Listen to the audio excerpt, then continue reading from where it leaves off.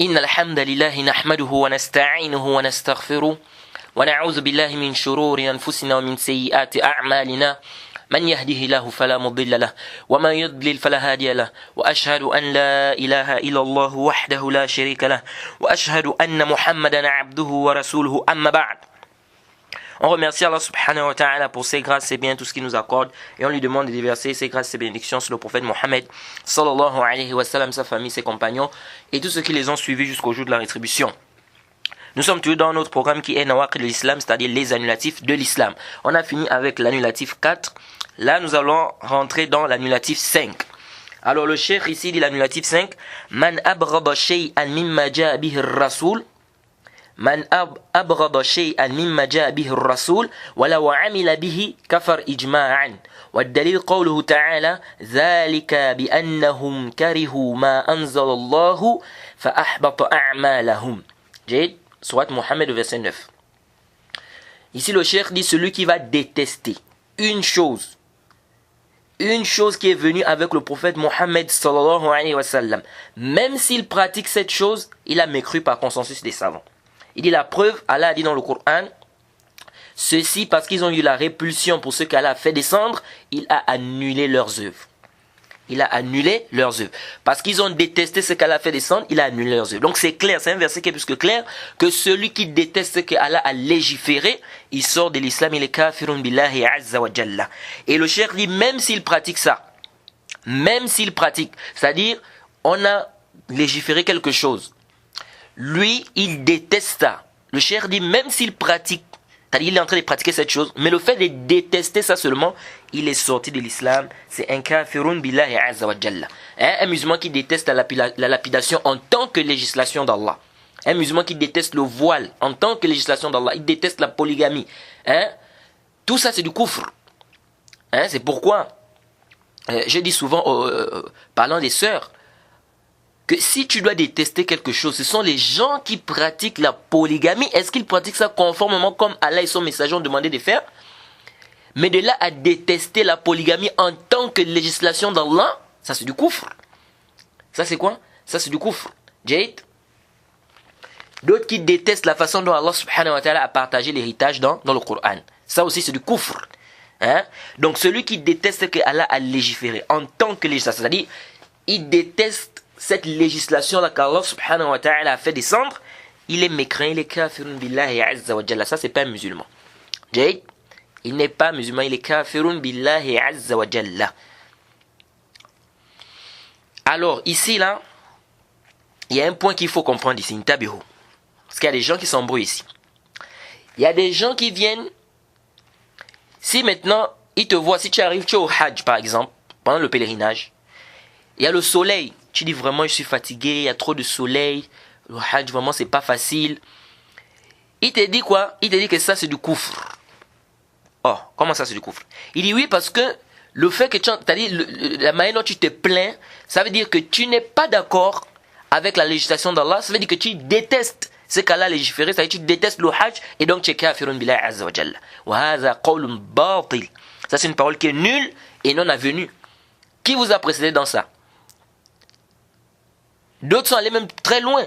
Ils vont te dire que si tu rases la barbe, c'est un signe que tu détestes la barbe. Et donc si tu détestes la barbe, c'est que tu détestes ce qu'Allah a légiféré et par conséquent tu es kafir. Subhanallah. Qui vous a précédé dans ça? Mais si on fonctionne comme ça, on va rendre une grande partie des musulmans mécréants. C'est-à-dire on va rendre une bonne partie des musulmans mécréants parce que ici là, ça veut dire que quelqu'un qui tombe dans un péché, ça prouve qu'il déteste le contraire de ça? Non. Donc quelqu'un maintenant, il laisse traîner ses vêtements au sol. Toi tu viens, tu dis, le fait qu'il laisse traîner ses vêtements au sol, ça veut dire qu'il déteste le fait de couper le vêtement, n'est-ce pas, en deçà pour que ça ne dépasse pas les chevilles. Et donc, puisqu'il déteste ça, il est kafir. Non. Intabihu lihaza. Ça ne montre pas quoi? Ça ne montre pas que la personne est sortie de l'islam. Jade. Donc il faut faire cette différence-là. Jade. Et puis aussi, il y a ce qu'on appelle, comme dit le cheikh Ibn Uthaymin, il y a ce qu'on appelle, c'est-à-dire quelqu'un peut répugner quelque chose, c'est-à-dire peut détester quelque chose de manière naturelle. Ça veut dire quoi ça? Allah subhanahu wa ta'ala, il nous a par exemple dit dans le Coran, Surat Baqarah, verset 216. Kutiba alaykum al-qital wa huwa kurhun lakum. On vous a prescrit le combat et ceci est désagréable pour vous. Est-ce que ça veut dire ici qu'il est kafir? Non. Le Cheikh Ibn Usaymin, il explique que ça c'est par rapport quoi, au tabi'i, c'est-à-dire naturellement les gens, n'est-ce pas? Quelqu'un, il n'aime pas quand on le tue, il n'aime pas quand on le blesse, n'est-ce pas? Donc ça c'est quoi? C'est naturel. Donc une personne peut éprouver ça par rapport au djihad. Mais ici cela ne voudrait pas dire qu'il déteste ici la législation d'Allah, c'est-à-dire qu'il déteste le djihad en tant que législation d'Allah subhanahu wa ta'ala. Il faut faire la part des choses. Il ne faut pas mélanger les choses. Il ne faut pas mélanger les choses. Il ne déteste pas quoi? Il ne déteste pas cette législation-là qui est quoi? Qui est le combat qu'Allah légifère, bien le djihad.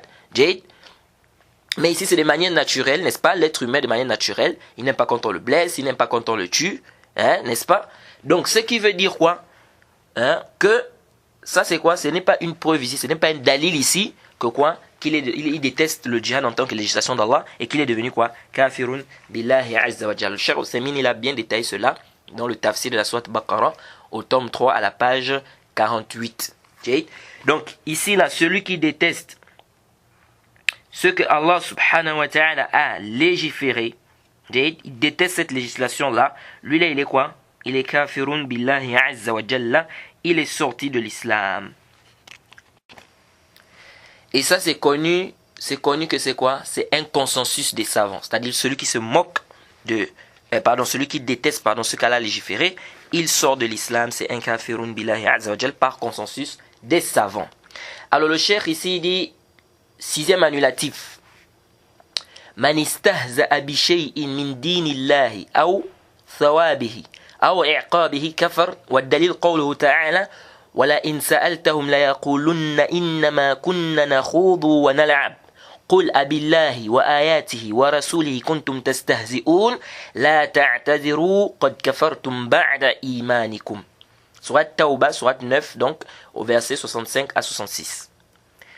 Ici on a quoi? L'annulatif 6. Le cheikh dit celui qui va se moquer d'une chose de la religion d'Allah ou d'un châtiment, d'une récompense, ou d'un châtiment, il a mécru. La preuve de ça, Allah subhanahu wa ta'ala dit, si tu leur demandes, ils te diront, on ne faisait que jouer. Dis, est-ce d'Allah, de ses versets, de son messager, dont vous vous moquez, ne vous excusez pas, vous avez mécru après avoir eu la foi. Ça c'est plus que clair. Donc celui qui se moque de la religion d'Allah, celui qui se moque du prophète Mohammed sallallahu alayhi wa sallam, celui qui se moque d'Allah subhanahu wa ta'ala, il est kafirun billahi azza wa jalla.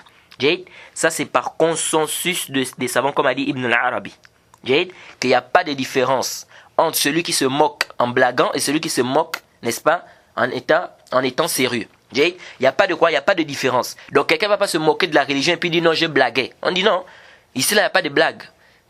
Celui qui se moque de la religion, celui qui se moque de ce qu'Allah subhanahu wa ta'ala a légiféré, il est kafirun billahi azza wa jal. Qu'il blague ou qu'il ne blague pas. Ça c'est plus que clair. Et Ibn al-Arabi il a bien détaillé que c'est un consensus. Et j'ai dit bien Ibn al-Arabi al-Maliki. Je ne parle pas de Ibn al-Arabi le Soufi. Non. Ibn al-Arabi bi alif wa lam. Le savant malikite. Donc, celui-là qui va se moquer de la religion d'Allah subhanahu wa ta'ala, il est quoi? Il est kafirun billahi azza wa jalla. Et le verset est plus que clair. Ce verset est descendu sur des gens qui se sont moqués du prophète Mohammed sallallahu alayhi wa sallam, et ils se sont moqués des compagnons du prophète Mohammed sallallahu alayhi wa sallam. Et donc Allah a fait descendre le verset en disant, si tu leur demandes, ils te diront qu'on est en train de blaguer. Et ça c'est le dalil qui prouve que celui qui le fait même en blaguant, il est kafir. Il n'y a pas de blague dans ça.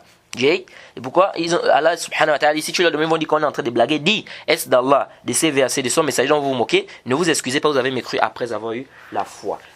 Donc celui-là qui va se moquer de la religion, c'est un mécréant, un kafirun billahi azza wa jalla. Et ici là les savants ils ont débattu concernant ces gens-là qui se sont moqués ici du prophète ou bien des compagnons. Est-ce qu'ils étaient à la base c'était des hypocrites ou bien c'était des musulmans? Mais l'avis qui est juste c'est que c'était des musulmans. C'était des musulmans, et ça c'est l'avis du Cheikh al-Islam ibn Taymiyyah et de beaucoup des savants. Pourquoi? Parce qu'Allah subhanahu wa ta'ala a dit, le verset est clair.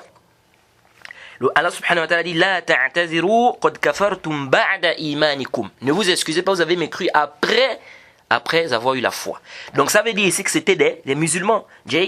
Parce que celui qui est hypocrite, aslan, il n'a jamais eu la foi. Un hypocrite, parce que l'hypocrite, c'est celui qui cache quoi? Il cache la mécréance et il montre quoi? Il montre l'islam. Jade. Lui là, aslan, il n'a jamais eu la foi. Pourquoi? Parce que il cache quoi? Il cache sa mécréance. Jade. Donc aslan, il n'est même pas, on peut pas dire qu'il a eu la foi. Donc lorsqu'Allah dit, si vous avez mécru après avoir eu la foi, ça veut dire qu'ils avaient la foi. Donc ils étaient vraiment des musulmans. Jade. Donc la vie qui est juste, c'est que c'était des musulmans. Jade. Mais maintenant, le fait de se moquer de la religion d'Allah, ça se divise, les savants divisent en deux. Jade.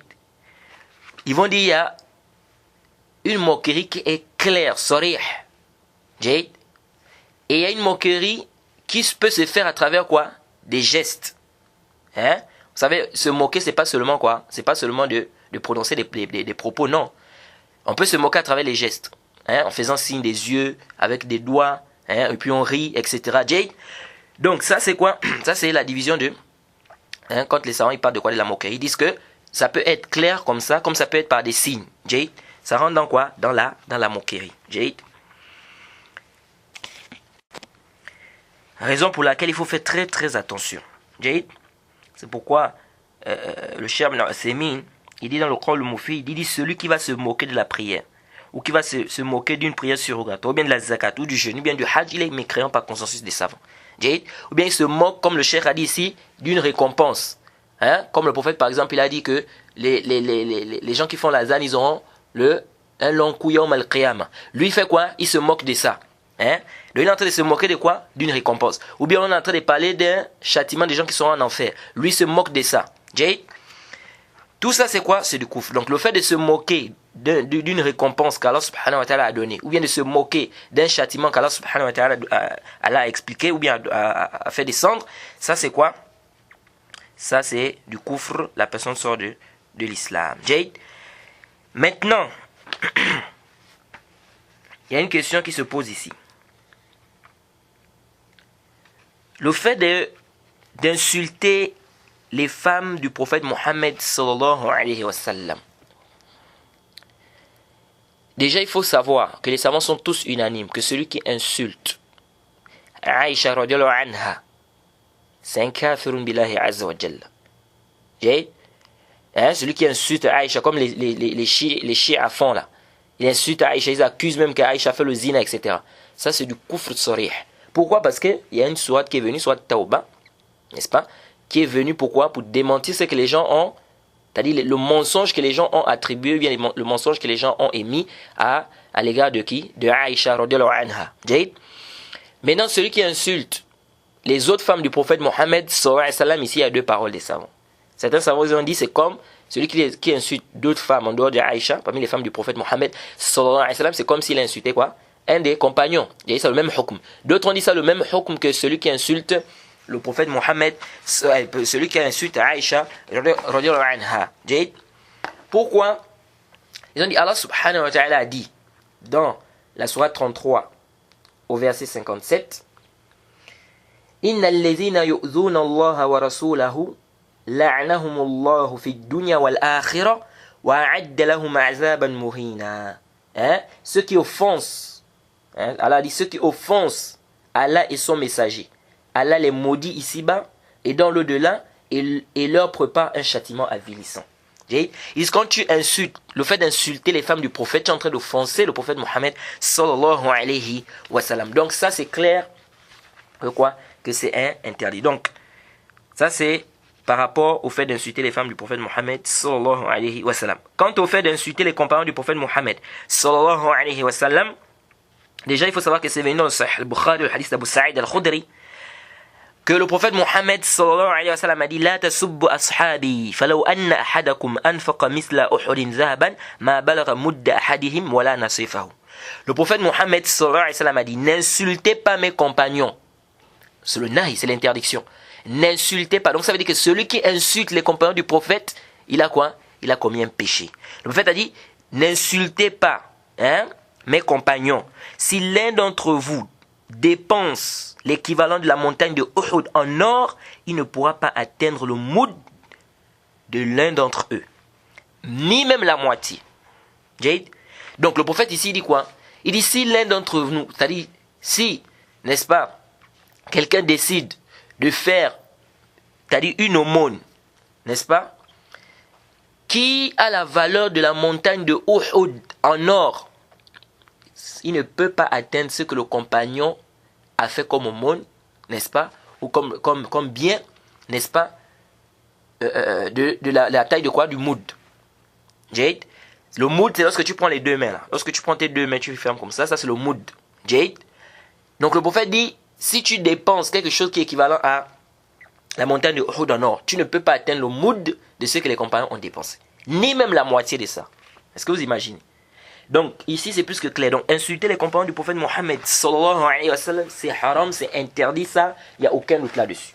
Maintenant, est-ce que le fait d'insulter le compagnon ou un compagnon, ça rend la personne mécréante, oui ou non? Ici là, le Cheikh Al-Islam Ibn Taymiyyah, il a fait un tafsir. Il dit si la personne se moque du compagnon, Jade, mais il ne parle pas en mal de son intégrité, de son adala, Jade, ni de sa religion, Jade. Il dit ça c'est interdit, mais ce n'est pas du kufr. Jade. Mais si ici, ça veut dire quoi? Ça veut dire que s'il insulte, c'est-à-dire par exemple, il va par exemple insulter le compagnon par exemple, en disant qu'il est avare, hein, il n'a pas assez de science, hein, il n'est pas le zohd, il ne s'écarte pas du zohd, il n'est pas, comment on appelle ça? Il ne pratique pas le zohd, hein, c'est-à-dire il aime le dunya, des trucs comme ça. Le Cheikh Al-Islam Ibn Taymiyyah, il dit quoi? Il dit ça là c'est quoi? C'est haram, il n'y a pas de doute. Jade. Mais est-ce que la personne est kafir? Non. Jade. Mais le Cheikh Al-Islam Ibn Taymiyyah dit s'il insulte par rapport au adal, par rapport à son intégrité, c'est-à-dire dans la religion, par rapport à la religion, il insulte le compagnon, par rapport à ça, il est kafirun billahi azza wa jal. Il dit c'est comme ceux-là, hein, ceux-là par exemple qui ont fait quoi? Ceux qui rendent mécréante la majorité des compagnons, ou bien qui rendent pervers la majorité des compagnons, ceux-là aussi ils ont quoi? Ils sont des koufars, comme les chiens. Ils ont rendu koufars une grande partie des compagnons, sauf une petite partie qu'ils ont dit non, c'est pas des koufars. Ceux-là c'est du koufr, c'est des koufars. Pourquoi? Tout simplement parce que ça a démenti le Coran. Le Coran a dit, Allah subhanahu wa ta'ala a dit qu'il était satisfait des compagnons. Toi, tu dis que la majorité des compagnons sont des koufars. Donc, tu es en train de démentir le Coran. Jade. Et ça, c'est même mal parlé du prophète. Donc, le prophète était entouré des gens qui étaient quoi? Qui étaient des koufars. Le prophète était entouré des gens qui étaient quoi? Qui étaient des pervers. Jade. Donc, ça, c'est dangereux. Ça veut dire qu'Allah subhanahu wa ta'ala, et ce sont eux qui nous ont transmis cette religion. Donc, quand toi, tu dis que la majorité des compagnons, c'était des koufars, hein? Ou bien tu dis la majorité, c'est des pervers, tu es en train de faire quoi? Tu es en train de faire le tort sur la religion. Tu es en train de mal parler de la religion. Parce que ce sont eux qui nous ont transmis cette religion-là. Donc ça veut dire qu'ils nous ont quoi? Dans ce qu'ils nous ont transmis quoi? N'importe quoi, du mensonge et tout. Donc ça c'est du kufr. Et ça tu viens carrément faire quoi? Tu viens carrément démentir le Coran qui a dit que, c'est-à-dire que le Coran, Allah subhanahu wa ta'ala a dit qu'il était satisfait des compagnons. Donc il faut faire très très attention par rapport à quoi? Par rapport à ce hukum-là. Et il est interdit également aux musulmans de se moquer de son frère musulman. Et ça aussi c'est quoi? C'est interdit. Allah subhanahu wa ta'ala dit dans le Coran, Surat Hujurat au verset 11, Ya ayyuhallazina amanu la yaskhar qawmun min qawmin asa an yakunu khayran minhum wa la nisa'un min nisa'in asa an yakunna khayran minhunna. Allah subhanahu wa ta'ala dit, oh vous qui avez cru que l'un, c'est-à-dire qu'un groupe de croyants ne se moque pas d'un autre groupe de croyants, il se peut qu'ils soient meilleurs que, n'est-ce pas, qu'un groupe de femmes aussi, n'est-ce pas, ne se moque pas d'un autre groupe de femmes, il se peut qu'elles soient meilleures qu'elles. Donc c'est plus que clair que le musulman ne doit pas se moquer, il ne doit pas se moquer il ne doit pas se moquer de son frère musulman. C'est pourquoi les savants ils ont dit, ceux qui se moquent des savants, hein, celui qui se moque du savant, à cause de ce que ce savant-là a, c'est-à-dire à cause de la pratique de la religion, ça c'est du kufr.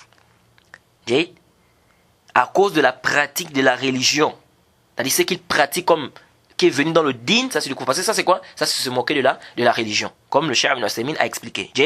Mais par contre, s'il se moque par exemple du savant, c'est-à-dire c'est pas par rapport à la religion, c'est-à-dire il se moque par exemple de son œil, ou bien il se moque par exemple de son nez, ou bien il se moque de son bras, ou bien il se moque de son pied, ou bien il se moque de sa bouche. Ici là il n'est pas sorti de l'islam. Et ça c'est pas quoi? C'est pas permis. Il n'est pas sorti de l'islam, mais c'est pas permis. Donc c'est pas permis de se moquer de son frère musulman. Et il n'est pas permis également de s'asseoir avec ceux-là qui se moquent de la religion. Il n'est pas permis. Celui qui s'assoit avec ceux-là qui se moquent de la religion, n'est-ce pas? Il fait quoi? Il sort de l'islam si, il fait quoi? S'il est satisfait, il est d'accord. Et s'il est satisfait de ce qu'ils sont en train de faire, il se moque de la religion, tu es d'accord, tu es satisfait, ça c'est du kufr, ça il n'y a même pas de doute. Ça, il n'y a même pas un peu de doute là-dessus. Alors Allah subhanahu wa ta'ala il dit dans la sourate Nisa, c'est la sourate 4 du Coran, au verset 140. Allah subhanahu wa ta'ala dit وَقَدْ نَزَّلَ عَلَيْكُمْ فِي الْكِتَابِ أَنْ إِذَا سَمِعْتُمْ آيَاتِ اللَّهِ يُكْفَرُ بِهَا وَيُسْتَهْزَأُ بِهَا فَلَا تَقْعُدُوا مَعَهُمْ حَتَّى يَخُوضُوا فِي حَدِيثٍ غَيْرِهِ إِنَّكُمْ إِذًا مِثْلُهُمْ إِنَّ اللَّهَ جَامِعُ الْمُنَافِقِينَ وَالْكَافِرِينَ فِي جَهَنَّمَ جَمِيعًا. Surat 4, verset 140. Allah dit, dans le livre, il vous a déjà été révélé ceci. Lorsque vous entendez qu'on renie les versets d'Allah, qu'on mécroit aux versets d'Allah, et qu'on s'enraille, ne vous asseyez point avec ceux-là jusqu'à ce qu'ils entreprennent une autre conversation. Sinon, vous serez comme eux. Allah rassemblera certes les hypocrites et les mécréants tous dans l'enfer. Donc c'est plus que clair que il n'est pas permis à un musulman de s'asseoir avec des gens. On voit des musulmans comme ça. On est en train de se moquer de la religion. On est en train de se moquer du prophète. Lui, il est là et il rit même. Tu ris quoi? Tu ris, c'est grave ce que tu es en train de faire. Donc il faut faire très attention les frères. On se moque de la religion d'Allah. On se moque d'Allah. On se moque du prophète Mohammed sallallahu alayhi wa sallam. Et toi tu es là, tu es assis, tu es en train de rire. Donc il faut faire très attention les frères. Il faut faire très attention. Donc c'est clair ici, se moquer de la religion, ça fait partie, ou bien d'une chose qu'Allah a légiférée, ça fait partie du kufr, de la mécréance. Jade. Alors le cheikh, il vient ici, l'annulatif 7. L'annulatif 7, le cheikh dit as-sihru wa minhu as-sarf wa al-'atf faman fa'alahu aw radiya bihi kafar wa dalil qawluhu ta'ala wa ma yu'allimana min ahadin hatta yaqula innama nahnu fitnatun fala takfur. Le cheikh ici il dit l'annulatif 7, la magie. Il dit fait partie de ça le sarf et le 'atf. Le sarf c'est le fait quoi? C'est le fait, n'est-ce pas, de faire en sorte que deux personnes se détestent. L'homme et la femme par exemple se détestent. C'est le sarf. Le 'atf c'est le contraire. C'est-à-dire faire en sorte que l'homme et la femme puissent s'aimer ou deux personnes puissent s'aimer. Jade. Donc à travers la magie. Ça c'est quoi? C'est le 'atf. Il dit celui qui va le faire ou qui est satisfait de cela, il a mécru. Donc celui qui fait ça, donc la magie, ou bien celui qui est d'accord, qui est satisfait de ça, il est kafirun billahi azza wa jalla. Le cheikh dit, le dalil, la parole d'Allah subhanahu wa ta'ala, où Allah dit, il n'enseignait à personne, n'est-ce pas, cela, c'est-à-dire la magie, sans qu'il ne leur dise, nous sommes une tentation pour vous, ne soyez pas mécréants, ou ne sois pas mécréants. Nous sommes une tentation pour vous, ne sois pas mécréants. Donc, ici là, le cheikh a pris ce verset pour prouver que quoi que la magie c'est de la mécréance. Parce que ceux-là qui enseignent la magie, ils ont dit, nous sommes une tentation, ne soyez pas mécréants. Donc celui-là qui va pratiquer la magie, ou bien qui va faire la magie, ou qui va apprendre, n'est-ce pas? C'est quoi? C'est du kufr billahi azza wa jalla. Ça c'est comment on appelle l'istidlal du cheikh. Donc le cheikh il est en train de parler ici d'un verset. Ce verset se trouve dans la sourate Baqarah, on va détailler ça, parce que le cheikh a juste amené une partie, n'est-ce pas, du verset. Jade. Déjà, il faut savoir d'abord que la magie, ça fait partie de quoi? Des grands péchés sans aucun doute. Jade, c'est venu dans le Sahih al-Bukhari, le hadith d'Abu Hurayra radiyallahu anhu. Anna Rasulullah sallallahu alayhi wa sallam qala. Le prophète, il dit que le prophète Mohammed, sallallahu alayhi wa sallam a dit Ijtanibu sab'a mubiqat. قالوا يا رسول الله ما هن قال الشرك بالله والسحر وقتل النفس التي حرم الله إلا بالحق وأكل الربا وأكل مال اليتيم وتولي يوم الزحف وقذف المحصنات الغافلات المؤمنات. Donc le prophète Mohammed a dit éloignez-vous des 7 péchés destructeurs. Ils ont dit quels sont ces péchés-là? Le prophète a dit l'association, donc le shirk billah, la magie, le fait de tuer, n'est-ce pas, une âme qu'Allah subhanahu wa ta'ala a rendue sacrée sauf de droit. Manger le riba, donc l'intérêt usuraire. manger l'argent de l'orphelin, fuir le jour du combat, n'est-ce pas? Et le fait d'accuser les croyantes, n'est-ce pas? De fornication ou d'adultère. Tout ça, ça fait partie de quoi? Des grands péchés, donc des 7 péchés destructeurs. Ça ne veut pas dire qu'il n'y a que 7 péchés, il n'y a que 7 grands péchés, non. Donc ici, là, le prophète Mohammed a cité quoi? La magie. Donc la magie fait partie des grands péchés. Ça, il n'y a aucun doute là-dessus. Alors, c'est quoi la magie? Les savants, ils ont divergé sur la définition de la magie. Et ceci est dû au fait que la magie a plusieurs formes. Ibn Qudama, par exemple, rahimahullah, il dit que la magie, ce sont des incantations, des nœuds qui ont une influence dans le cœur, dans le corps, qui rendent malades, qui peuvent même tuer et qui divisent l'homme et la femme. D'autres ont dit, c'est le fait qu'une mauvaise âme utilise des paroles ou des actes qui font sortir des choses qui sortent de l'ordinaire. Et à la kulli hal, les savants ils ont donné plusieurs définitions. C'est pourquoi l'imam Shafi'i, rahimahullah, il a dit dans son livre Al-Um, il a dit que la magie c'est quoi? Ismun jami' li anwa' mutanawwi'a. Il dit que c'est un nom pluriel qui englobe plusieurs catégories. Et il y a certains savants qui ont donné aussi une définition autre que celle citée précédemment. Ils ont dit quoi? Et c'est une bonne définition, cette définition. Ils ont dit c'est istikhdam ash-shayatin wal isti'ana biha fi husul amrin biwasitati taqarrub li zalika ash-shaytan bima yuhib. Ils ont dit quoi? C'est le fait d'utiliser des diables, donc des shayatin, parmi les djinns, et le fait de s'aider d'eux pour obtenir quelque chose en se rapprochant de ces diables-là par ce qu'ils aiment. Donc ça fait quoi? Ça fait partie de quoi? Ça c'est quoi? C'est la définition de la magie de manière globale. Sinon, comme je vous ai dit, les savants ils ont divergé. À cause de quoi? À cause du fait que la magie, il y a plusieurs catégories. Alors le cheikh ici, il a cité un verset. Mais le cheikh a juste apporté une partie du verset. Sinon, le verset, il est quoi? Le verset, il est plus long que cela. C'est-à-dire, le cheikh n'a mené ici que la partie dont il avait besoin pour s'argumenter par rapport au sujet. Mais sinon, le verset, c'est un verset un peu long. Nous allons lire ici le verset parce qu'on doit expliquer aussi certains points par rapport à ce verset. Le verset se trouve dans la sourate Baqara. Sourate Baqara, c'est la sourate 2 du Coran, au verset 102. Allah subhanahu wa ta'ala, il dit واتبعوا ما تتلو الشياطين على ملك سليمان وما كفر سليمان ولكن الشياطين كفروا يعلمون الناس السحر وما أنزل على الملكين ببابل هاروت وماروت وما يعلمان من أحد حتى يقولا إنما نحن فتنة فلا تكفر فيتعلمون منهما ما يفرقون به بين المرء وزوجه وما هم بضارين به من أحد إلا بإذن الله ويتعلمون ما يضرهم ولا ينفعهم ولقد علموا لمن اشتراه ما له في الآخرة من خلاق ولبئس ما شروا به أنفسهم لو كانوا يعلمون. جيد. Ça c'est le verset 102 de la sourate Baqara, donc sourate 2. Allah subhanahu wa ta'ala dit, et ils suivent, Allah subhanahu wa ta'ala dit, et ils suivent ce que les diables racontent contre le règne de Suleiman. Alors que Suleiman n'a jamais été mécréant, mais bien les diables. Ils enseignent aux gens la magie, ainsi que ce qui est descendu aux 2 anges, Harut et Marut, à Babylone.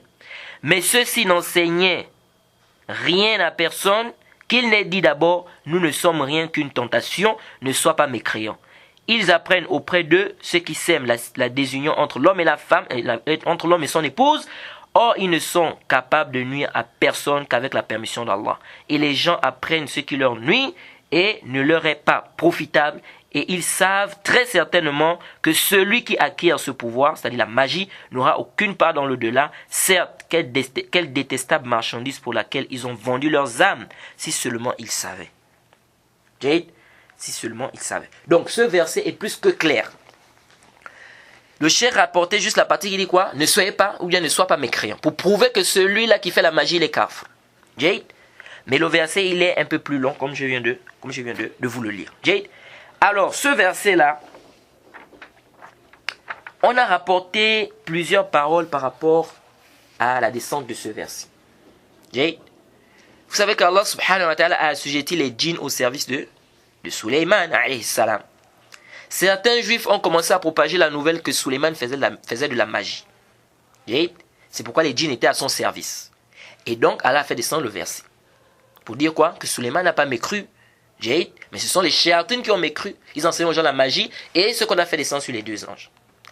Alors, dans les livres de Tafasir, on dit qu'il y avait quoi? Il y avait des djinns qui montaient au ciel pour prendre des informations concernant les choses à venir, concernant les choses qui devaient se produire sur la terre. Et ils venaient ensuite sur la terre pour donner cette information-là aux êtres humains. Donc les charlatans, les marabouts, etc. Alors, les informations se sont propagées. Et les gens prenaient ces informations et ils écrivaient ça dans des livres. Et la nouvelle s'est répandue que les djinns connaissent le monde invisible. Alors le prophète Suleiman, il a eu écho de cela. C'est-à-dire qu'il a été informé de cela. Qu'est-ce qui s'est passé? Il a ordonné de prendre tous les livres là, où il y avait des informations, n'est-ce pas, sur les choses qui devaient arriver, que les djinns, n'est-ce pas, apportaient. Il a demandé de prendre tous ces livres-là et d'enterrer ça sous son trône. Et il avait ordonné. Il avait dit que s'il entendait encore qu'une personne venait à dire que les djinns connaissaient le monde invisible, il devait quoi? Couper sa tête. Alors lorsque le prophète Suleiman est mort, Shaitan a pris la forme d'un être humain. Et il est venu voir les gens. Il leur a dit, je vais vous informer d'un trésor. Si vous allez prendre ce trésor-là, vous aurez la vie à perpétuité. C'est-à-dire, vous serez quoi? Vous n'allez pas mourir. Ils ont dit, c'est quoi? Il les a emmenés au trône de Suleiman alayhi salam. Arrivé là-bas, il s'est mis à l'écart. Ils lui ont dit de s'approcher, il a refusé. Parce que dans l'histoire, on dit quoi? On dit que lorsque Suleiman a enterré ces livres-là sous son trône, tout shaitan, tout diable qui voulait s'approcher de son trône se brûlait. Donc le diable là savait que s'il s'approchait, il devait se brûler. C'est pourquoi il est resté à l'écart. Donc ils ont demandé au diable de s'approcher. Il a dit non. Il a dit fouillez simplement la chose dont je vous ai parlé. Si vous ne trouvez pas ça, tuez-moi. Alors ils ont fait quoi? C'est ainsi qu'ils ont fouillé et ils ont trouvé les livres en question. Lorsqu'ils ont fait sortir les livres, qu'est-ce que Shaitan leur a dit? Il leur a dit voici les livres avec lesquels Suleiman alayhi salam travaillait. Donc Suleiman c'était un magicien. C'est pourquoi les djinns étaient à son service. Alors de là, la nouvelle s'est répandue. Chez les enfants d'Israël, ils ont pris les livres, là, ils ont gardé ça. Ils ont commencé à propager la nouvelle que donc Suleiman, n'est-ce pas, c'était un magicien. Ça, c'est parmi les histoires qu'on ramène dans les livres des Tafasir. Deuxième histoire qu'on ramène par rapport à la descente du verset. On dit que, ça a été rapporté par Ibn Abi Hatim dans son tafsir, que le prophète Suleiman alayhi salam, il avait un écrivain. Et cet écrivain-là, il écrivait tout ce que le prophète Suleiman alayhi salam lui demandait d'écrire. Ou lui demandait de faire.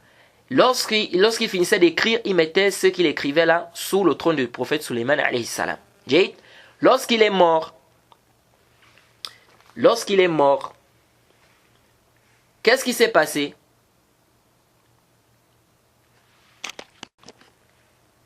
Les shayatines sont venus.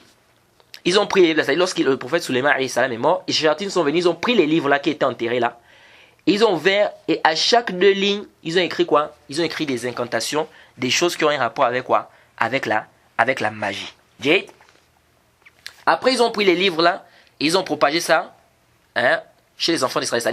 Ils ont partagé ça en disant quoi? Que regardez, voilà les livres que Suleiman alayhi salam utilisait. Il faisait quoi? Il faisait de la magie. Et la nouvelle s'est répandue chez les enfants d'Israël que le prophète Suleiman, c'était un magicien. Et lorsque le prophète Mohammed sallallahu alayhi wa sallam est arrivé, la nouvelle continuait. Ça continuait toujours.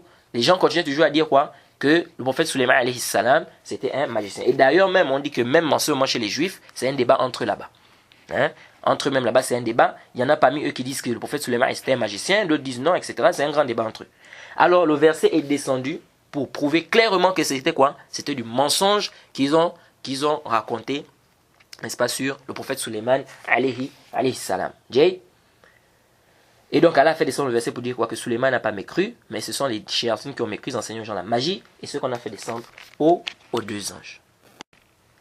Alors ça c'est un peu les histoires qu'on rapporte par rapport à ce verset. Mais en réalité cette histoire-là, ce n'est pas le prophète Mohammed sallallahu alayhi wa sallam qui raconte cette histoire. Ça c'est une histoire que, c'est-à-dire les savants, c'est un savant classé parmi les Israéliyat. C'est-à-dire c'est des informations qui nous viennent des Juifs. Donc affirmer que l'histoire est vraie, c'est-à-dire c'est comme ça que l'histoire s'est produite, vraiment, haza fihi nazar. Mais ça a été rapporté dans quoi? Dans les livres des Tafasir. Et dans les livres des Tafasir, vous allez trouver beaucoup des histoires comme ça, n'est-ce pas? Des Israéliyat, c'est-à-dire des histoires qui viennent des Juifs. Et bien évidemment, il y a des règles et des principes, comment on travaille avec ça, comment est-ce que les savants, c'est-à-dire comment est-ce que les savants ont expliqué, n'est-ce pas, le mu'amala qu'on doit avoir par rapport aux Israéliyat. Ça aussi c'est détaillé dans les usul des tafsir, etc. Alors, dans le verset, on a dit que Suleiman n'a pas mécru. Suleiman alayhi salam n'a pas mécru. Mais que ce sont les diables qui ont mécru. Ils enseignaient aux gens la magie. Et ceux qu'on a fait descendre aux deux anges, Harut et Marut. Alors là, il y a un problème. Dans les livres des Tafasir, on dit que ce sont les anges qui sont descendus sur la terre et qui sont venus enseigner aux gens la magie. C'est pourquoi ils ont dit aux gens que nous sommes une tentation pour vous. Ne sois pas mécréant. Donc dans les livres des Tafasir, certains savants ont dit que on n'a pas fait descendre sur les anges, ceux qu'on a fait descendre sur les anges, c'est-à-dire que les anges aussi sont venus enseigner aux gens la magie, mais c'était une épreuve pour les gens. C'est-à-dire Allah subhanahu wa ta'ala a choisi ces anges-là pour enseigner aux gens la magie comme étant une épreuve pour eux. C'est pourquoi ils ont dit, nous sommes pour vous une tentation, ne sois pas mécréant. Donc Allah dit, Wama unzila ala al-malakain. Mais ici là, il y a une grande divergence des savants sur ce verset. Lorsqu'Allah dit Wama unzila ala al-malakain, et ceux qu'on a fait descendre sur les deux anges. Qu'est-ce que ça veut dire le ma ici? Wama, ma là, ça veut dire quoi? Les savants ils ont divergé sur le ma là. Qu'est-ce que ça veut dire dans la langue arabe? Pourquoi? Parce que le mot ma dans la langue arabe, ça peut avoir le sens de ce,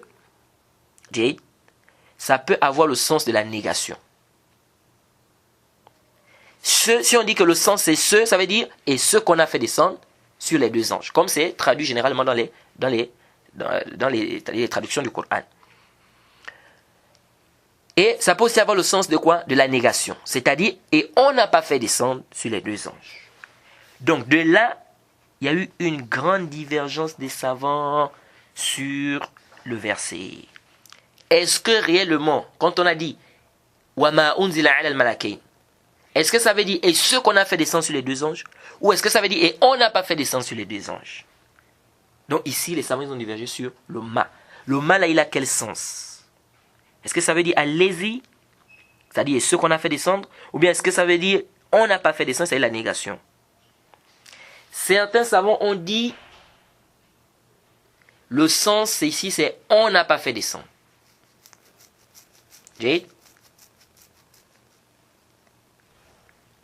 Et on n'a pas fait descendre. D'autres savants, ils ont dit non. Ça veut plutôt dire et ce qu'on a fait descendre sur les deux anges. Donc on a fait descendre la magie sur les deux anges pour enseigner ça aux gens. Mais c'était une épreuve. Allah a voulu éprouver ces gens-là. À travers ces deux anges-là. Et ça c'est l'explication d'un groupe de savants. Donc ils disent que Harut et Marut ce sont deux anges. Harut et Marut ce sont deux anges. Et d'autres savants disent non. D'autres savants disent non. Ils ont dit ici le ma c'est la négation. Et on n'a pas fait descendre sur les deux anges. Et qui sont les deux anges? Dans certains livres de Tafasir, on dit que c'est Jibril et Mikaël. Et dans d'autres livres de Tafasir, on dit que c'est deux autres anges. Et ils disent même que ça prouve ici la haine que les Juifs avaient envers Jibril et Mikaël. Alors, parce qu'ils ont accusé Suleiman alayhi salam qu'il travaille avec de la magie ainsi que les anges d'Allah subhanahu wa ta'ala. Donc Allah fait descendre le verset pour démentir cela. Et c'est comme si Ibn Kathir il tend vers cet avis. Zahir. Il dit vers l'avis de ceux qui disent quoi? Que le verset c'est on n'a pas fait descendre. Et Ibn Jarir al-Tabari il a dit quoi? Wa ta'wil wa taba'u ma tatlu. C'est-à-dire le sens du verset. وَاتَّبَعُوا مَا تَتْلُو الشَّيَاطِينَ عَلَى مُلْكِ سُلَيْمَانَ مِنَ السِّحْرِ وَمَا كَفَرَ سُلَيْمَانَ وَمَا أَنزَلَ اللَّهُ عَلَى مَلَكَيْنِ وَلَكِنَّ الشَّيَاطِينَ كَفَرُوا يُعَلِّمُونَ النَّاسَ السِّحْرَ بِبَابِلْ هَارُوتَ وَمَارُوتَ. Il dit quoi? Que le sens, qu'ils suivent ce que racontent les shayatines concernant le règne de Suleiman, parlant de la magie. Il dit Suleiman n'a pas mécru. Et on n'a pas fait descendre la magie sur les deux anges, mais ce sont les shayatines qui ont mécru, ils enseignaient aux gens la magie, Bibabil, Harut et Marut. Okay? Certains viennent et disent, le sens ici que quand Allah subhanahu wa ta'ala dit, ils enseignaient aux gens, c'est pas en fait enseigner la magie, c'est le i'lan seulement. C'est-à-dire, ils disaient seulement aux gens, la tafa'alu kaza, la tafa'alu kaza, ne faites pas ça, ne faites pas ça, ne faites pas ça. Mais ça là, ça contredit le zahir du texte. Parce que le texte a dit, وَمَا يُعَلِّمَانِ مِنْ أَحَدٍ حَتَّى يَقُولَ إِنَّمَا نَحْنُ فِتْنَةٌ فَلَا تَكْفُرْ. Qu'ils n'enseignaient rien à personne sans dire, nous sommes une tentation, ne sois pas mécréant. Donc on a bien dit, ils n'enseignaient rien à personne. Donc c'est-à-dire qu'ils enseignaient. Donc on veut dire que le sens enseigner ici, c'est pas enseigner, c'est juste informer. Hein, en disant quoi, ne faites pas ceci, ne faites pas cela. هذا القول ليس بصحيح. جيد. Alors le cher Taqi Din al-Hilali, qui faisait partie des savants du Maghreb et qui était connu, il connaissait près de 7 langues différentes, il a dit dans son livre Sabil al-Roshad,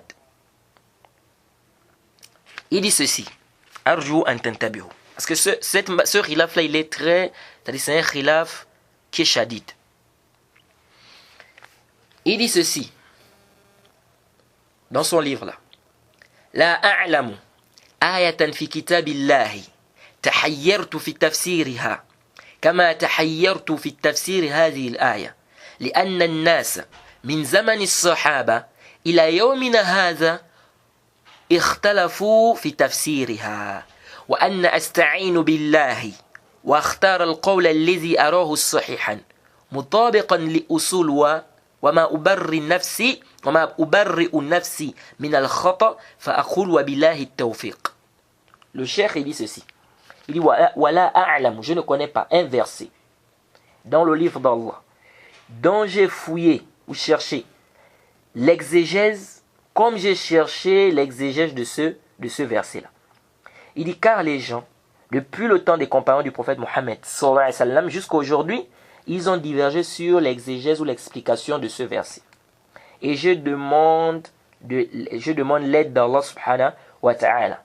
Et je choisis la parole que je trouve correcte, authentique, en accord avec les fondements, les principes. Et je ne m'exclus pas, ou bien je n'exclus pas le fait que je puisse me tromper. Et je demande l'assistance d'Allah subhanahu wa ta'ala. Puis, le cheikh a cité les paroles des exégètes, n'est-ce pas, par rapport à ce verset. On va parler de tout ça, parce que ce n'est pas ce qui nous importe. Ce qui nous importe, c'est la parole du cheikh, il a vu que le cheikh a eu à adopter, et comment est-ce qu'il a expliqué cela. Alors, et pourquoi il a eu cet avis? Donc, le cheikh continue en disant, وقال ابن جرير الطبري, c'est le cheikh Taqi Din al-Hilali, il continue, il dit, وقال ابن جرير الطبري سيد المفسرين في زمانه أن ما في قول وما أنزل على الملكين نافية أي لم ينزل الله السحر على الملكين. Le cheikh dit, Ibn Jarir al-Tabari il a dit, grand savant des tafsirs à son temps, il a dit ceci, que le ma dans le verset, lorsqu'elle a dit وما أنزل على الملكين, il dit c'est le ma des négations. C'est-à-dire, Allah n'a pas fait descendre la magie sur les deux anges. Jade وهما جبريل وميكائيل أو هما ملكان آخران لأن الله حرم السحر وجعله كفرا وشرا وفسادا فكيف ينزله على الملكين ليعلماه الناس وقد أخبر أن الشياطين هم الذين كفروا وهم الذين يعلمون الناس السحر فكيف يفعل الملكان ما تفعله الشياطين والله لطيف بعباده. Le cheikh il dit, on n'a pas fait descendre sur la magie sur les deux anges. Et il dit, qui sont-ils les deux anges là? Jibril et Mikaïl. Il dit, ou bien c'est deux autres anges. Il dit, parce que Allah subhanahu wa ta'ala a interdit la magie. Et il a fait de la magie, il a fait en sorte que il a dit que c'est de la mécréance. Et que c'est un mal. Et que c'est une destruction. Il dit, comment est-ce qu'Allah subhanahu wa ta'ala peut faire descendre cela sur les deux anges pour qu'ils enseignent ça aux gens? Le cheikh veut dire quoi ici? Que Allah subhanahu wa ta'ala a interdit la magie. Il a dit que quoi? Que c'est un mal. Alors comment est-ce qu'Allah va faire descendre encore ça sur les anges et dire aux anges d'enseigner ça aux gens? Alors que Allah subhanahu wa ta'ala nous a informé déjà que ce sont les diables qui ont mécru et que ce sont eux qui enseignent aux gens la magie. Comment les deux anges peuvent faire ce que les diables font? Et Allah est clément envers ses serviteurs. Ensuite, le cheikh continue, il dit ceci. وهذا القول هو الذي انشرحت له نفسي واطمأن إليه قلبي وأما هاروت وماروت فعلى القول الأول هما اسمان لملكين وعلى القول الذي اخترت واتبعت فيه ابن جرير هما اسمان لرجلين من أهل بابل كان يفعلان ذلك وكان مع ذلك ينصحان الناس بعدم التعلم. Le cheikh dit, et ça c'est la parole, n'est-ce pas, que j'adopte, et dans mon cœur ça pèse. Quelle parole? Qui dit que quoi? Que le verset, le sens du verset c'est on n'a pas fait descendre sur les deux anges. Il dit quant à Harut et Marut, il dit, alors, si on prend la première parole, le premier avis, c'est le nom des deux anges. Il dit, mais si on prend la parole que j'ai choisie, et la parole là où j'ai suivi Ibn Jarir, c'est le nom de deux hommes de Babylone, qui faisaient cela. Et avec cela, il disait aux gens quoi? Il disait aux gens de ne pas apprendre la magie. C'est-à-dire ici là, le cheikh dit, si on prend la première parole, on va dire que Harut et Marut c'est deux anges. Il dit, mais si on prend la parole qui dit que le verset c'est on n'a pas fait descendre sur les deux anges, n'est-ce pas? Il dit ici, Harut et Marut, ce sont deux hommes de Babylone qui enseignaient les gens la magie et qui disaient, n'est-ce pas, aux gens que ne soyez pas, nous sommes une tentation pour vous, ne soyez pas quoi? Ne soyez pas mécréants. Jade. Et on rapporte cette parole d'Ibn Abbas aussi, qu'il a dit que c'est on n'a pas fait descendre. Jade. Et ils disent qu'Allah subhanahu wa ta'ala dit La ya'soun Allah ma amarahum wa yafa'aluna ma yu'marun. Allah subhanahu wa ta'ala dit que les anges ne désobéissent pas dans ce qu'il leur ordonne de faire, ils font ce qu'Allah subhanahu wa ta'ala leur ordonne de faire. Ils disent comment se fait-il que les anges vont enseigner les gens la magie, qui est du koufr? C'est-à-dire la magie c'est du koufr. Comment se fait-il que les anges vont venir enseigner aux gens la magie, alors que les anges ne désobéissent pas à Allah subhanahu wa ta'ala? Jade. Le Cheikh Ibn Uthaymin, lui, il est plutôt d'avis que le verset, le sens du verset ici, c'est quoi? C'est et ce qu'on a fait descendre. C'est-à-dire, on a fait descendre ça sur les deux anges. C'est-à-dire, on a fait descendre la magie sur les deux anges pour enseigner ça aux gens. Jade, c'était une épreuve pour eux. C'est pourquoi le Cheikh, il dit, dans son tafsir, il dit que, oui, les anges ne désobéissent pas à Allah, n'est-ce pas? Ils font ce qu'Allah leur demande de faire. Et si c'est Allah qui leur a demandé de faire ça, donc ils font quoi? Ils le font. Ils disent donc, le Cheikh, il dit ici, donc il n'y a pas de problème. Jade. Et il explique quoi? Il explique que c'était en fait quoi? Une épreuve pour les gens. Jay. Mais d'autres disent que enseigner la magie c'est de la désobéissance. Comment Allah subhanahu wa ta'ala peut-il demander qu'on lui désobéisse? Jay. En plus, enseigner de la magie c'est du koufr pour certains, parce qu'il y a c'est un long khilaf aussi là-bas. Jay. Alors comment les anges peuvent-ils venir enseigner la mécréance sur la terre et dire aux gens non, ne faites pas, ne soyez pas des mécréants? C'est-à-dire ils enseignent aux gens le koufr et ils disent quoi? Et ils disent non, ne faites pas. Jay. Donc ici là, c'est quoi? C'est un khilaf qui est vraiment vaste. Hein, le khilaf, c'est pas une petite divergence. Et certains ont dit non, il n'y a pas de problème. Allah a fait cela pour les éprouver. Hein, c'est comme Allah subhanahu wa ta'ala a envoyé quoi? Les anges pour éprouver les trois personnes. Hein, l'aveugle, celui qui avait le problème des cheveux, celui qui avait le problème de la peau. Hein? Ils disent quoi? Que Allah subhanahu la tête, pardon, c'est le problème de la tête. Ils disent qu'Allah subhanahu wa ta'ala avait envoyé des anges aussi pour éprouver ces gens-là. Ils disent donc il n'y a pas de mal, ici le hadith dans Sahih Bukhari et Muslim. Ils disent donc ici il n'y a pas de mal si Allah subhanahu wa ta'ala envoie des anges pour venir éprouver les êtres humains et les êtres humains. Sincèrement les frères, la masse elle est très compliquée. La divergence, c'est une grande divergence entre les savants. Parce que lorsqu'on regarde aussi le contexte du verset, on a l'impression que le ma ici veut dire et ce qu'on a fait descendre. Parce que ici on va dire, on n'a pas fait descendre sur les deux anges de Babylone. Harut et Marut, ils n'enseignaient pas, les deux n'enseignaient pas, ils n'enseignaient à personne cela sans dire, nous sommes une tentation pour vous, ne soyez pas mécréants. Donc quand on voit bien le verset, hein, si on voit bien le contexte, on a ici l'impression que quoi? Que ce sont les deux anges dont il est question. وما أنزل على الملكين ببابل هاروت وماروت وما يعلمان qui وما يعلمان ça vient à qui? À Harut et Marut. Or les hommes dit Harut et Marut ici c'est pas des anges, c'est deux hommes qui enseignent les gens la magie. Donc la mas'ala, le sujet il n'est pas aussi simple que ça, vraiment les frères, c'est un sujet qui est très compliqué, la divergence elle est forte. Raison pour laquelle la question je suis en train de la réétudier. La question je suis en train de la réétudier parce que je penchais plus d'avis des savants qui ont dit que le sens du verset ici, c'est qu'on n'a pas fait descendre sur les deux anges, mais ici, là, je suis en train de réétudier la question, parce que cette mas'ala n'est pas aussi simple que ça. Vraiment, ça nécessite un long bahth. C'est pourquoi le cheikh Taqiyuddin al-Hilali, qu'est-ce qu'il a dit? Il dit, il n'y a pas un verset qu'il a fouillé son exégèse comme ce verset-là. Comme ce verset-là. Pour dire que c'est quoi? C'est pas une petite mas'ala. Quand on voit des gens aujourd'hui qui viennent, ils font les tafsirs, c'est des sourous là, ils amènent la vie comme ça, de manière, c'est-à-dire, c'est facile quoi. Non. La mas'ala est vraiment compliquée. Si vous repartez vers les arguments des uns et des autres, vous voyez que le sujet, il n'est pas aussi simple. Il n'est pas aussi simple que ça. Alors, il y a aussi une histoire célèbre qui est dans les livres. Et cette histoire-là, beaucoup se basent là-dessus pour justifier que Harut et Marut, ce sont des anges. On dit que les anges ont dit à Allah subhanahu wa ta'ala, oh Allah, comment est-ce que tu peux patienter sur ces êtres humains-là? Ils sont en train de te désobéir, ils sont en train de, de suivre leur passion, ils assouvissent leur passion. Comment est-ce que tu peux patienter sur eux? Tu retardes leur châtiment au lieu de les châtier, de les châtier sur place. C'est ainsi qu'Allah subhanahu wa ta'ala a dit, eux, c'est-à-dire les êtres humains, c'est-à-dire Allah subhanahu wa ta'ala a dit maintenant aux anges, eux là, les êtres humains, ils croient à l'invisible. Vous les anges, vous croyez à ce que vous voyez. C'est comme ça qu'Allah subhanahu wa ta'ala a dit aux anges. Il dit, si je vous faisais descendre sur la terre, et que je vous donnais des passions, et je mettais des diables, n'est-ce pas, afin de vous perturber, vous allez tous tomber dans des péchés. Et les anges de dire à Allah, non. Même si tu nous fais cela, on ne va pas tomber dans des péchés. Alors Allah subhanahu wa ta'ala a dit aux anges, choisissez 2 anges parmi vous. C'est ainsi qu'ils ont choisi 2 anges. Qui sont-ils? Ils ont choisi Harut et Marut.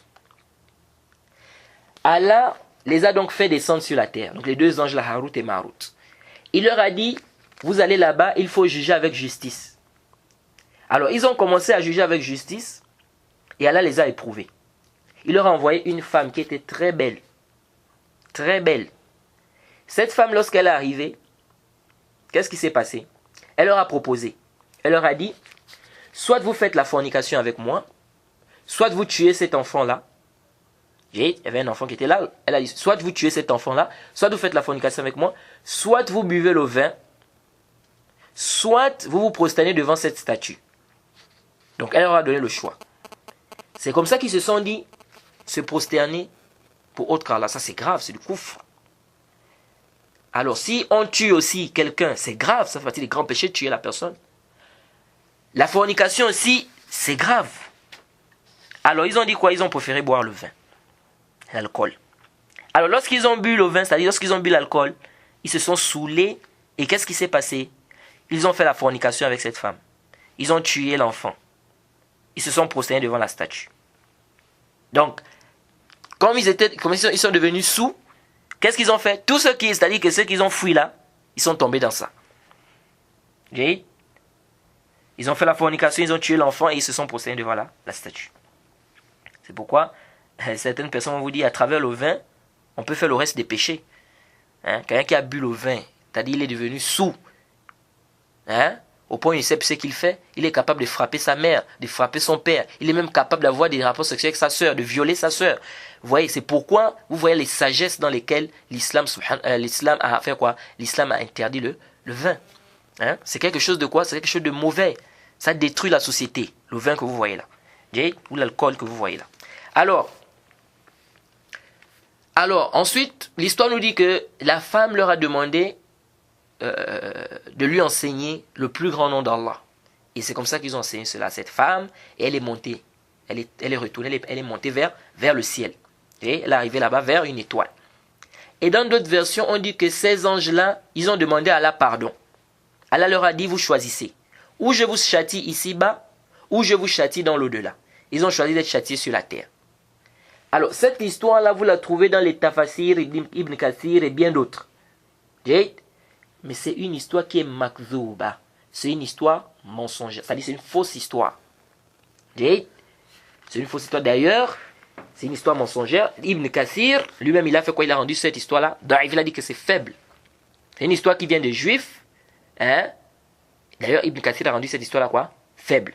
Donc c'est une fausse histoire. Et puis, c'est même quoi? Il y a même des choses qui sont réprouvées à l'intérieur. C'est munkar. Comment est-ce que les anges vont commettre ces péchés-là? Hein? Il y a du nakara, alors qu'on sait que les anges ne désobéissent pas à Allah subhanahu wa ta'ala, ils ne commettent pas des péchés. Mais comment ils vont commettre ça? Et il y a du nakara. C'est-à-dire, Allah subhanahu wa ta'ala dit, vous allez désobéir, les anges débattent avec Allah subhanahu wa ta'ala. C'est-à-dire, Allah subhanahu wa ta'ala dit, si je vous fais descendre, vous allez désobéir à Allah subhanahu wa ta'ala. Et eux, ils disent, non, on ne va pas désobéir. Donc c'est comme s'ils débattent avec Allah subhanahu wa ta'ala. Comment se fait-il que les anges vont maintenant, ils demandent, et maintenant Allah subhanahu wa ta'ala leur dit, bon, choisissez, puisque vous dites que vous n'allez pas désobéir, choisissez 2 anges parmi vous. Et ils ont choisi Harut et Marut. Et ils arrivent sur la terre ici, ils viennent boire le vin, ils font le zina, ils tuent, ils font le shirk. Les anges. Non. Ça, c'est la désobéissance. Allah subhanahu wa ta'ala dit qu'ils ne désobéissent pas à Allah subhanahu wa ta'ala.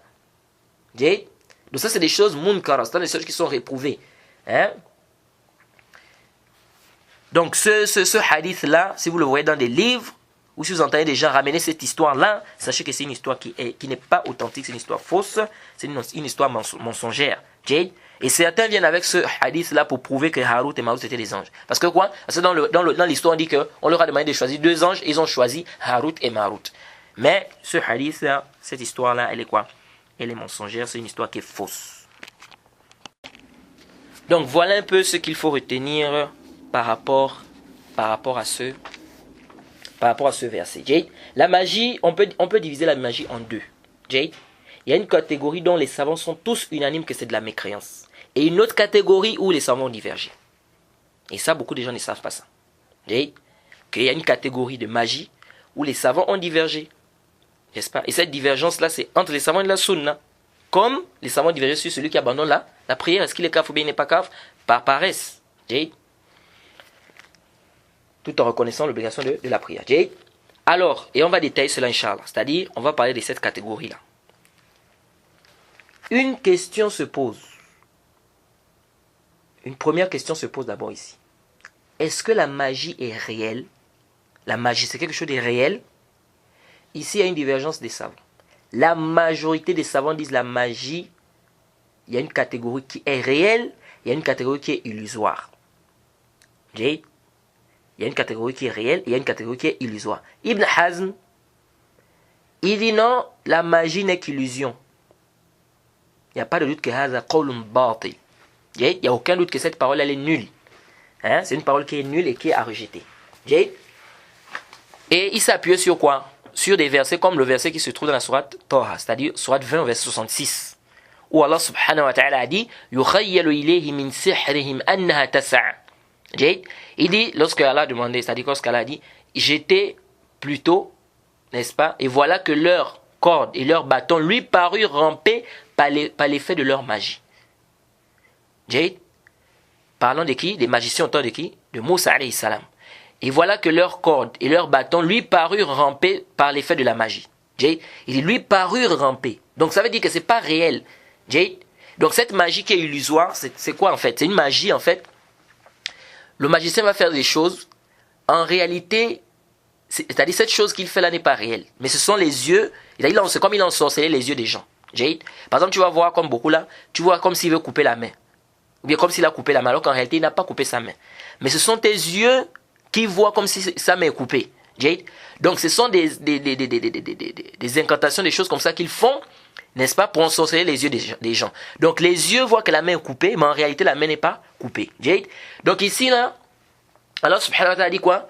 Que lorsqu'ils ont jeté les cordes et puis les bâtons, c'est-à-dire ces bâtons, ces cordes lui parurent ramper par l'effet de leur magie. À qui? À Moussa alayhi salam. Donc Ibn Hazm s'appuie sur ce verset, et sur le verset où Allah dit Saharu a'yunan nas. Lorsqu'ils eurent jeté, ils ensorcelèrent les yeux des gens. Ils ensorcelèrent les yeux des gens. Donc c'est ça, c'est dans ces versets-là qui s'est appuyé, n'est-ce pas, pour dire que la magie est illusoire. Mais on dit ça, c'est pas juste, ça c'est une parole qui est batil. Ici là, le verset nous a parlé d'une catégorie de magie, oui, qui est la magie illusoire, il n'y a pas de doute. Mais ça ne veut pas dire qu'il n'y a que ça. Le verset n'a pas dit qu'il n'y a que ça comme magie. Non. Et Allah subhanahu wa ta'ala nous a demandé de nous préserver de quoi? Des magiciens. Lorsqu'Allah subhanahu wa ta'ala dit dans la sourate 113 verset 4, وَمِن شَرِّ نَفَّاثَاتِ فِي الْعُقَدِ, Allah subhanahu wa ta'ala demande de chercher la protection contre le mal de celles qui souffrent, c'est-à-dire les sorcières, sur les nœuds ou les sorciers. Donc ça veut dire quoi? Que la magie, c'est pourquoi on nous demande de demander protection à Allah contre ça. Ça veut dire que ça a un effet réel. Ça veut dire que ça quoi?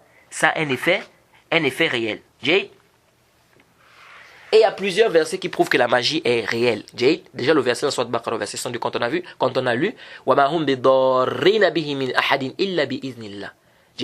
Or, ils ne sont capables de nuire à personne qu'avec la permission d'Allah. Ils ne sont capables de nuire à personne qu'avec la permission. Ça veut dire que la magie peut nuire.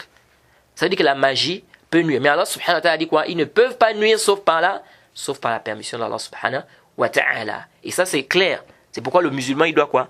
Ça montre ici la croyance. Un musulman il doit bien apprendre son tawhid. Parce que lorsque tu as bien appris le tawhid, tu es tranquille. Allah te dit ici qu'ils ne sont capables de nuire à personne sauf par la permission d'Allah. Tu vas voir des musulmans maintenant il a peur d'un sorcier. Il a peur d'un magicien. Allah te dit, ils ne peuvent te nuire que par la permission d'Allah. C'est-à-dire que si Allah subhanahu wa ta'ala n'a pas permis cela, il ne peut rien te faire. Il ne peut rien te faire. Et si la magie n'avait pas un effet réel, Allah ne devait pas dire quoi? Ils ne sont capables de nuire que par la permission d'Allah. Et il y a aussi des hadiths de Bukhari et Muslim, le hadith d'Aïcha, où le prophète a été ensorcelé. Et on reviendra sur ce hadith, parce que les gens apportent beaucoup d'ambiguïté par rapport à ça. Bukhari et Muslim, le prophète était ensorcelé réellement. Donc ça prouve que la magie est réelle. Le hadith de Bukhari, le prophète a dit quoi?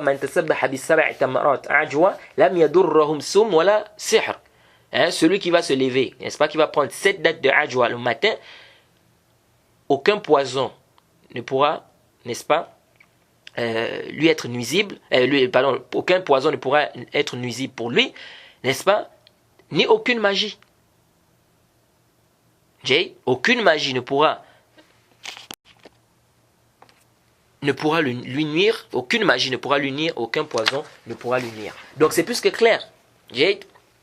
C'est plus que clair que la magie a un effet réel. Parce que sinon, Allah ne devait pas dire ici quoi? Le prophète, ne devait pas dire que aucun poison ne pourra lui nuire, ou bien aucune magie ne pourra lui nuire.